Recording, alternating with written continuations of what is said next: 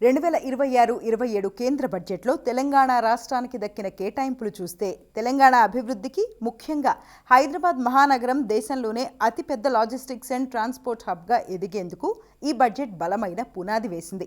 దేశవ్యాప్తంగా ప్రకటించిన 7 high speed rail కారిడార్లలో తెలంగాణకు పెద్దపీట వేశారు. హైదరాబాద్ బెంగళూరు, హైదరాబాద్ చెన్నై, పూణే హైదరాబాద్ రైల్వే కారిడార్లను ప్రకటించడం ద్వారా రాష్ట్ర రవాణా రంగంలో విప్లవాత్మక మార్పులకు కేంద్రం శ్రీకారం చుట్టిందని చెప్పాలి. అలాగే దేశీయంగా చిప్ తయారీని ప్రోత్సహించే సెమీకండక్టర్ ఇండియా మిషన్ 2.0 ద్వారా హైదరాబాద్లోని టెక్ పరిశ్రమలకు భారీగా లబ్ధి చేకూరనుంది. బయోలాజికల్స్ తయారీ కోసం కేటాయించిన 10,000 కోట్లతో గ్లోబల్ ఫార్మా హబ్గా ఉన్న హైదరాబాద్కు కొత్త పెట్టుబడులు రానున్నాయి. రాష్ట్ర ప్రభుత్వం ఎంతో కాలంగా కోరుతున్న రీజనల్ రింగ్ రోడ్ ప్రాజెక్టుకు సంబంధించి సానుకూల సంకేతాలు అందాయి.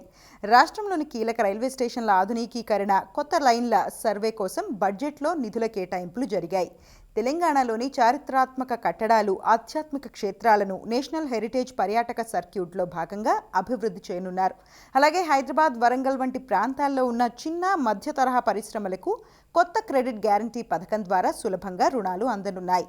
తెలంగాణలోని యువతకు నైపుణ్య శిక్షణ ఇచ్చేందుకు మరిన్ని కేంద్ర నైపుణ్యాభివృద్ధి కేంద్రాలను ఏర్పాటు చేయనున్నారు. పీఎం ఈ బస్ సేవ కింద హైదరాబాద్ వంటి నగరాలకు మరిన్ని ఎలక్ట్రికల్ బస్సులు మంజూరు కానున్నాయి.